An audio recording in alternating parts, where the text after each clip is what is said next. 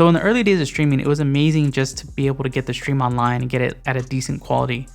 But now with PCs and consoles and phones, anybody can stream anytime.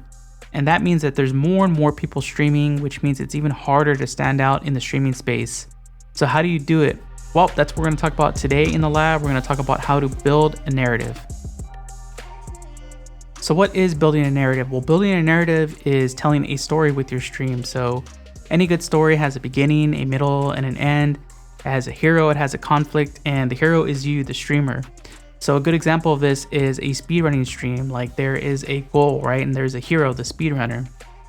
And the goal might be, either getting a personal best or getting the world record for that game. Or if you're an IRL streamer, you want to build a narrative, you want to create a goal, right? Like the conflict is I am hungry and I am really hungry for the best roast beef sandwich in the city. So that's the goal, and that's the story of you trying to get to that roast beef sandwich, or maybe trying multiple roast beef sandwiches and trying to find out which one's the best one.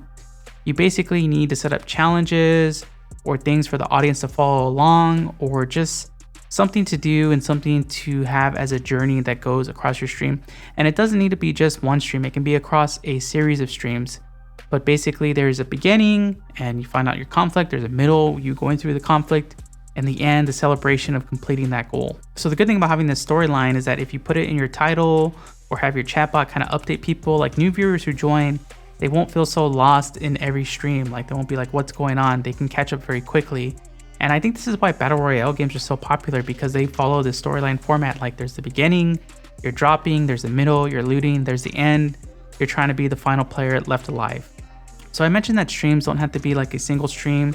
They can be a series of streams over time. And I think this is really important to have like this long form content. So one example is you could be fundraising for charity. So you can have like a subathon, and basically people can donate to keep you streaming, or, you just do a series of streams over time. And the important thing is when you're doing this long form storytelling type streams, you want to be able to be good at archiving it, like putting it on YouTube so people can catch up with the story. Like role playing is a good example of this. Or you can do stuff like, I saw this one stream, it was Video Game Championship Wrestling, and people basically created video game characters within WWE's, create a wrestler mode. And there was all these different storylines going on. And like I mentioned before, it could be speedrunning, going for a specific goal, but pretty much just something where viewers, they're tuning in and they're trying to see what the next part of the story is.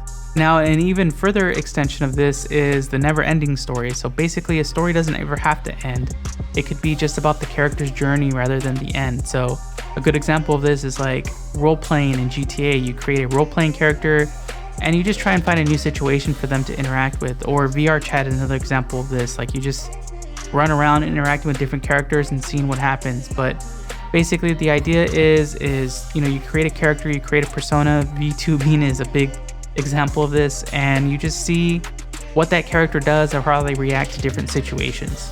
Now, the beauty of streaming is that unlike other storytelling mediums like movies or novels, the audience can have an impact on the storyline. Like this is actually built into streaming, like having sub goals or like donation rewards. Like this basically changes whatever the storyline is. So definitely try to integrate viewers into that if you can.